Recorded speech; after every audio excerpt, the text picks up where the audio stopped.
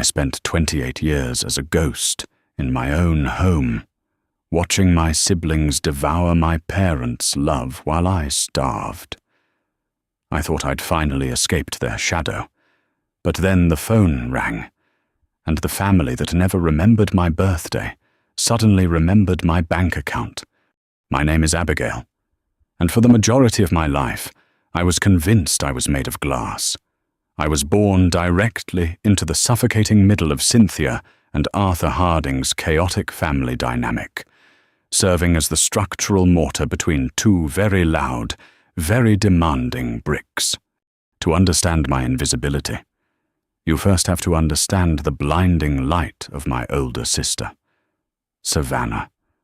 Savannah was born 3 years before me, and from the moment she took her first breath, my mother decided she was destined for greatness. Savannah was beautiful, aggressively charismatic, and naturally gifted at the kind of superficial achievements that looked fantastic on a Christmas newsletter. She was a competitive cheerleader, a pageant winner, and the undisputed golden child.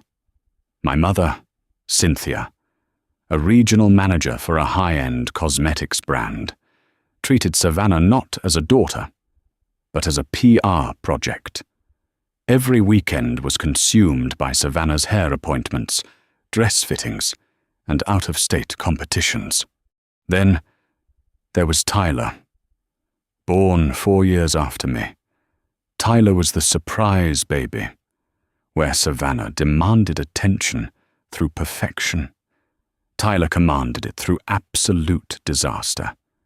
He was perpetually sick as a toddler, and as he grew older, that frailty morphed into behavioral issues. He was expelled from 2 different middle schools for fighting, caught stealing from neighbors, and constantly required expensive tutors just to scrape by with D's. My father, Arthur, an insurance adjuster who hated conflict, poured all his emotional energy into making excuses for my brother. "He's just spirited," my father would say, writing another check to cover a broken window or a stolen bicycle. And then there was me. I was healthy. I was quiet. I did my homework on time. I folded my own laundry by the time I was 8, and I never asked for help. In the Harding household, self-sufficiency wasn't rewarded, it was exploited, because I didn't need constant supervision to survive. My parents simply stopped looking at me. I became the wallpaper child. I blended into the background, observing the theatrics of my family from a safe, silent distance. The memories of my neglect aren't marked by physical abuse, but by 1,000 tiny, agonizing paper cuts of indifference. I remember the year Savannah turned 16. My parents rented out a country club, hired a professional DJ, and bought her a slightly used, but pristine, white BMW. The house buzzed for months with planning. 2 years later, when I turned 18, I came downstairs on my birthday morning to find the kitchen empty. I made myself a bowl of cereal. At noon, my mother hurried in, frazzled, handed me a crumpled envelope containing a $50 gift card to a local grocery store, and said, "Abigail, sweetie, happy birthday. Listen, Tyler got suspended again, and your father and I have to go meet with the principal. Can you make sure the dishwasher is emptied before you go to work?" I didn't cry. I think I had forgotten how to cry over them by then. I just nodded, took the gift card, and went to my shift at the local diner. My coping mechanism was academic obsession. I knew early on that the only way to survive my family was to escape them, and the only way out was a scholarship. I studied relentlessly. I joined debate, robotics, and the student council not for the applause, but for the resume. My senior year, I was named valedictorian of my graduating class. I had secured a full-ride scholarship to a prestigious university out of state. I foolishly thought this would be the moment. the moment they would finally look at me and say, "We are so proud of you." The day of my graduation. The auditorium was packed. I stood backstage in my cap and gown, clutching my index cards, peering through the curtains to find my parents. There were 3 empty seats in the 4th row where they were supposed to be. I delivered my speech to a crowd of strangers. I smiled for the cameras. I walked across the stage, took my diploma, and felt a hollow, aching void in my chest. When I finally drove myself home, I found my mother pacing the living room in tears, and my father aggressively rubbing his temples. "Where were you?" I asked, my voice barely a whisper. "Oh, Abigail, thank God you're home," my mother sobbed, barely registering my cap and gown. "It's Tyler. He was arrested for a DUI this afternoon. He hit a parked police cruiser. Savannah is completely hysterical upstairs. She was supposed to go to a party tonight, and now the whole family's reputation is ruined. Can you please go make us some coffee?" They hadn't even remembered what day it was. My graduation, my valedictorian speech, the culmination of years of silent, grueling work eclipsed by my brother's criminality and my sister's vanity. That night, I took off my gown, packed 2 suitcases, and left. I moved into my college dorm 3 months early, securing a summer job on campus just to have a place to sleep. I didn't leave a note. It took them 4 days to text me, and only because my father couldn't find the remote control to the garage door. Over the next 10 years, I built a life that was entirely my own. I moved to Chicago, earned my master's degree in supply chain logistics, and ruthlessly climbed the corporate ladder. I became the director of operations for a major tech distributor by the time I was 27. I bought a beautiful, minimalist townhouse. I met an incredible man named Liam, a pediatric nurse who understood the meaning of quiet, steady love. My contact with my family was strictly relegated to obligatory holiday texts and a deeply muted family group chat. Through the digital grapevine, I watched their lives unfold like a slow-motion car crash wrapped in gold foil. Savannah had married a man named Preston, an investment banker whose smile looked a little too practiced. Her social media was a relentless barrage of luxury vacations, designer handbags, and perfectly curated aesthetic perfection. My mother, of course, was her biggest fan, constantly reposting Savannah's photos with captions like, "So proud of my perfect girl and her amazing husband, #blessed. Tyler, predictably, had failed to launch. The DUI had been bargained down to reckless driving thanks to my father draining his savings for a high-powered defense attorney. Since then, Tyler had bounced from one dead-end job to another, always claiming his bosses were out to get him. He still lived in my parents' basement, a 24-year-old man playing video games while my aging father worked overtime to pay for his car insurance. I watched it all with a detached, clinical fascination. I was safe in Chicago. I had built a fortress around my heart and my bank account. I was the independent ghost, the daughter they never had to worry about, and therefore the daughter they never thought about. Until the Tuesday before Thanksgiving, I was in the middle of a quarterly projection meeting when my personal cell phone began ringing frantically. It was my mother. I ignored it. She called again, and again. On the 4th consecutive ring, Liam texted me. "Your mum just called me. She's screaming. You need to call her back." I stepped out of the boardroom, a cold knot tightening in my stomach. I dialed her number. "Abigail!" My mother shrieked into the receiver, her voice raw and ragged. You need to come home. Right now. You need to get on a plane. Mom, calm down. I'm at work. What's going on?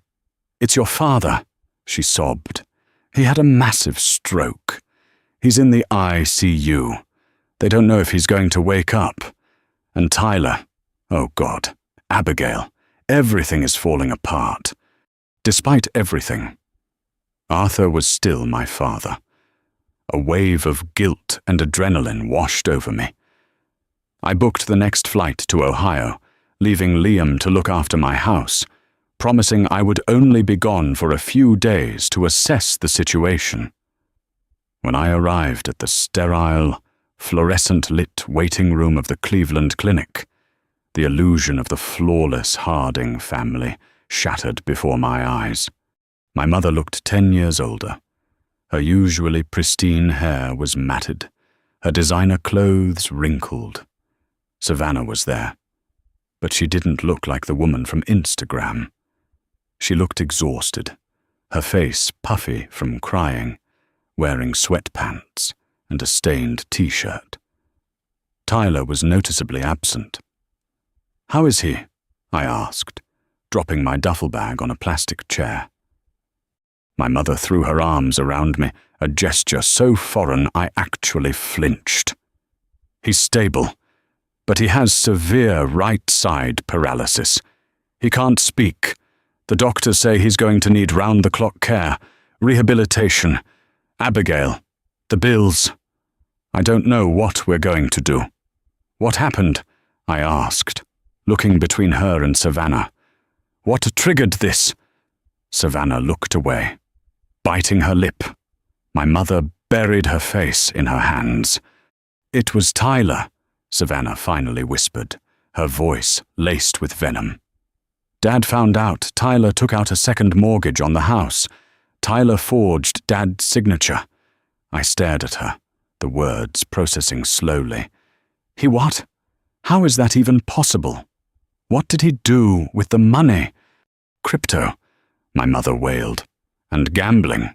He lost all of it. Abigail, every single penny. The bank sent a foreclosure notice yesterday. Your father confronted him. They had a screaming match, and your father just collapsed.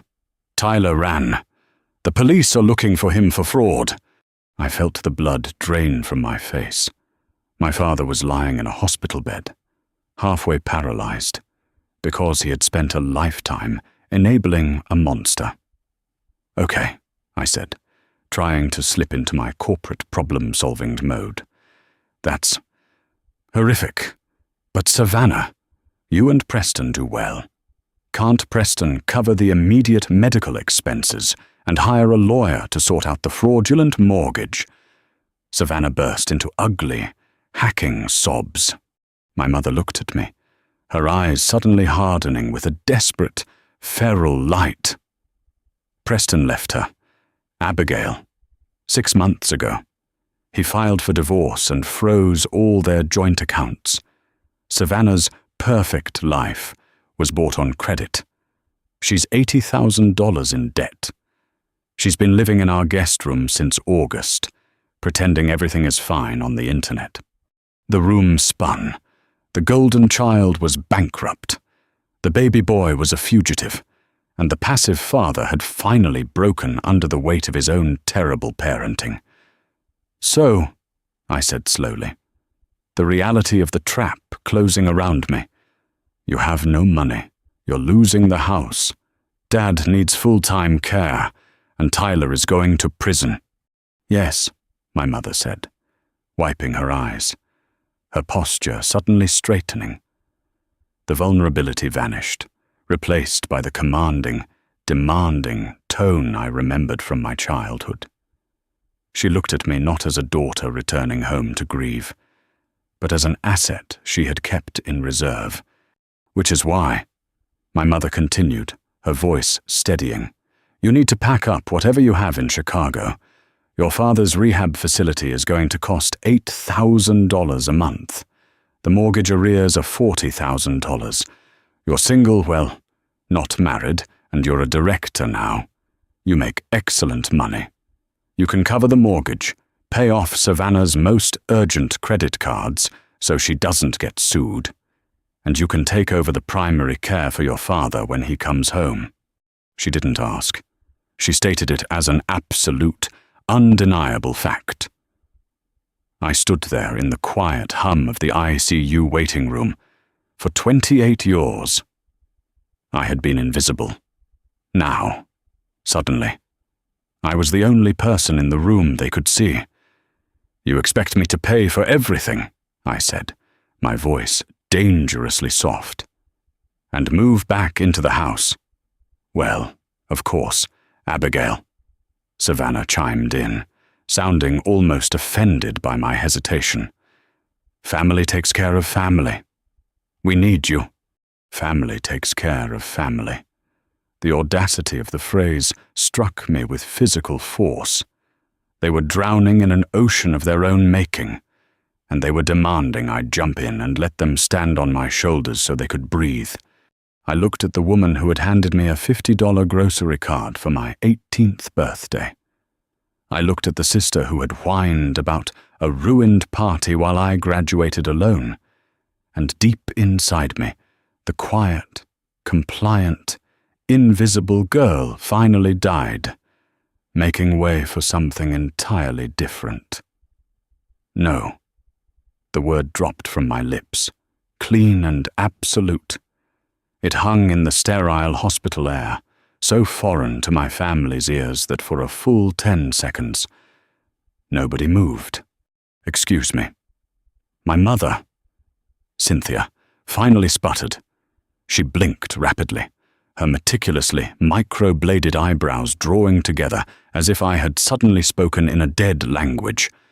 I said, "No, Mom, I am not paying the mortgage. I am not paying off Savannah's credit cards. And I am not moving back into my childhood bedroom to become an unpaid, full-time nurse for a man who didn't even notice when I left." Savannah scoffed, a harsh, ugly sound that echoed in the quiet waiting room. "Are you actually serious right now? Abigail Dad is lying in a bed with tubes down his throat. He might never walk again." "How can you be so selfish?" Selfish, I laughed. It wasn't a happy sound. It was the sound of 28 years of repressed anger finally cracking the surface. "Savannah, you are $80,000 in debt because you couldn't stop buying Chanel bags while your marriage imploded. Tyler is a fugitive because he committed felony fraud against his own parents. And you too." I pointed at my mother. "Let it happen. You worshipped the ground Savannah walked on, and you bought Tyler a golden shovel to dig his own grave. I am the only person in this family who actually built a life, and I did it completely by myself. I am not your safety net." My mother's face morphed from desperation to absolute fury. The mask of the grieving, helpless wife vanished, replaced by the vicious, controlling matriarch I knew all too well. "You listen to me, you ungrateful little brat," she hissed, stepping into my personal space. "We gave you a roof over your head. We fed you. We raised you. You owe us. If you walk out that door, Abigail, you are no longer a part of this family. I will completely cut you off." I looked down at her, feeling absolutely nothing. "Mum, you cut me off the day Tyler was born. You just forgot to tell me." I picked up my duffel bag, adjusted the strap on my shoulder, and walked away. I didn't look back when Savannah started screaming my name, and I didn't stop when my mother burst into loud, theatrical sobs meant to draw the attention of the nurses. I walked out of the sliding glass doors of the Cleveland Clinic, hailed a taxi, and checked myself into a downtown hotel. I spent the next 48 hours doing what I do best, executing logistics. I wasn't entirely heartless. Arthur was still my father. I retained an elder care attorney named David Caldwell to assess the medical and financial mess, paying his retainer out of my own pocket. My goal was strictly to find a state-funded facility for my father and legally shield whatever was left of his pension from the foreclosure. But it was during my second meeting with David Caldwell that the true depth of the Harding family rot was exposed. It was a twist so sickeningly dark, it almost felt scripted. David sat across from me in his mahogany-paneled office, pushing a thick manila folder across the desk. Abigail, I've been looking into the fraudulent second mortgage your brother took out. I had a forensic accountant pull the preliminary bank records that the police have on file. And I asked, sipping my black coffee, Tyler blew it all on crypto. We know this. Tyler was the one who forged the signature, David corrected, adjusting his glasses. But the funds from the mortgage didn't go directly to an offshore crypto exchange. They were first wired into a domestic LLC, a shell company. I frowned. Tyler barely graduated high school. He doesn't know how to set up an LLC. No, he doesn't, David agreed. He opened the folder and tapped a highlighted line on a bank statement. But your sister does. The LLC is registered in the name of Savannah Harding, and the IP addresses used to execute the disastrous crypto trades. They didn't originate from your parents' basement. They originated from the Wi-Fi network at your sister's former residence. The air left my lungs. The room went dead silent. It wasn't just Tyler. Suddenly, everything clicked into horrifying focus. Savannah's husband, Preston, hadn't just left her because she spent too much on clothes. He left her because she was financially radioactive. When Preston cut off Savannah's access to his wealth, she panicked. She needed cash to maintain her flawless, affluent Instagram facade. She couldn't get a loan herself, but she knew someone who was desperate to prove himself, someone who had no moral compass, and someone who lived in the same house as a father with excellent credit. She had convinced Tyler to forge the documents. She had promised him they would double the money in the crypto boom, pay off the secret mortgage before Arthur ever noticed, and keep the massive profits for themselves. Tyler was the muscle. Savannah was the mastermind, and they had literally destroyed our father to fund her vanity. My hands began to shake, not out of sadness, but out of a pure, unadulterated rage. I thanked David, took copies of the documents, and left the office. I didn't call my mother. I didn't call the police. The police already had the trail. It was only a matter of time before they knocked on the door. Instead, I called Liam, hearing his steady, calm voice on the other end of the line was the only thing that kept me grounded. I'm coming home, I told him, standing on the chilly Ohio sidewalk. I'm done here. I'm finally, truly done. Karma is rarely a swift executioner. More often, it's a slow, methodical poison that seeps into the foundation of a life built on lies. But for the Harding family, karma didn't creep in. It arrived like a runaway freight train, obliterating the carefully curated illusion of perfection they had worshipped for decades. I flew back to Chicago the very next morning, leaving the suffocating orbit of my family behind. I blocked my mother and sister's phone numbers, unfollowed their increasingly frantic social media updates, and handed all communication over to my attorney. David, I instructed the nursing facility that I would quietly pay for my father's physical therapy upgrades and a private television out of my own pocket. However, I made it legally ironclad that neither Cynthia nor Savannah could access a single cent of those funds. I was severing the financial umbilical cord for good. 2 weeks later, the dam finally broke. Tyler's run from reality ended in a humiliating spectacle outside a dilapidated motel in Pensacola, Florida. He was pulled over for a broken tail light, a mundane mistake that triggered a cascade of felony warrants for forgery and grand theft. The dashboard camera footage, which inevitably made its way to the local news, showed my 24-year-old brother, the boy my father had relentlessly shielded from consequences, sobbing in a dirty t-shirt, screaming for his mother as they locked him in the back of a cruiser. He was extradited back to Ohio in chains. But Tyler's arrest was merely the opening act. The true masterpiece of karma belonged to Savannah. The detectives followed the digital breadcrumbs of the fraudulent LLC exactly as David had predicted. On a busy Tuesday afternoon, while Savannah was sitting in an exclusive downtown salon receiving a $300 color treatment she couldn't afford, reality caught up with her. Two plainclothes detectives walked in, interrupted her stylist, and read the golden child her rights. They led her out in handcuffs, right past the horrified stares of her country club peers. Savannah was formally charged as a co-conspirator in felony wire fraud and mortgage fraud. The social fallout was instant and absolute.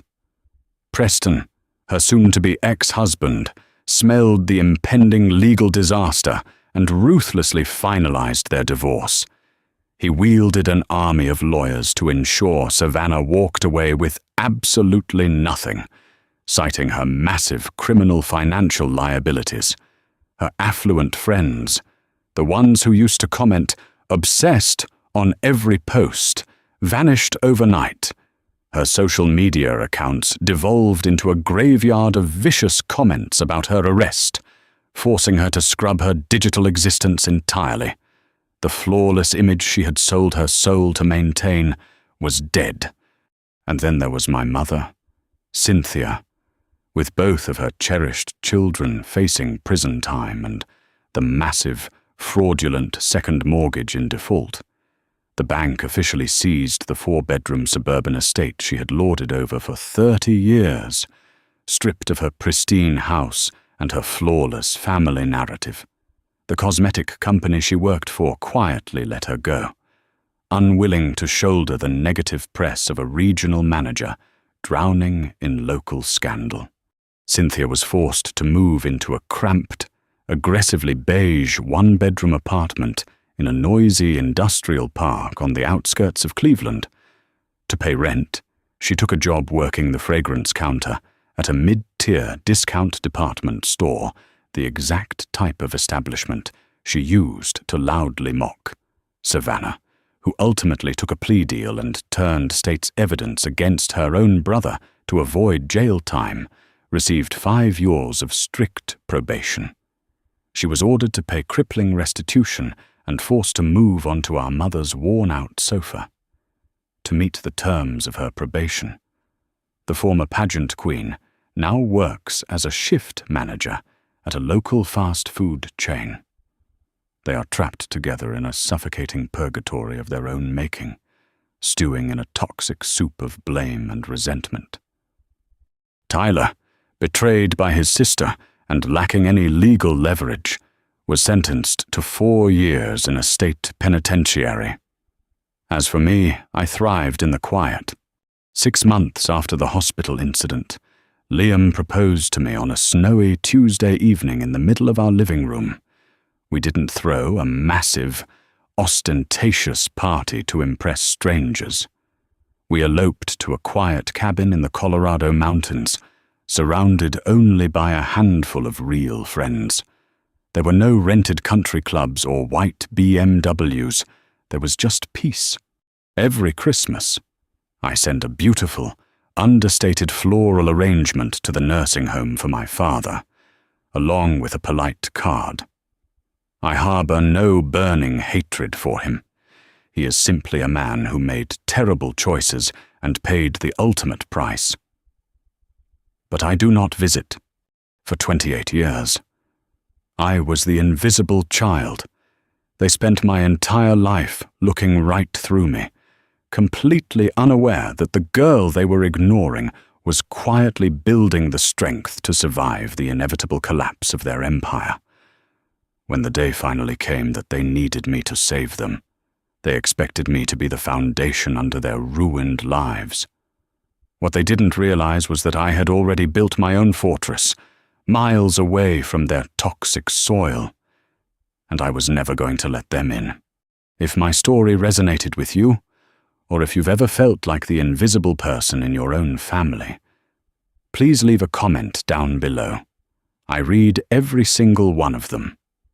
Don't forget to hit that like button, share this video with someone who might need to hear it, and subscribe to the channel for more real-life stories.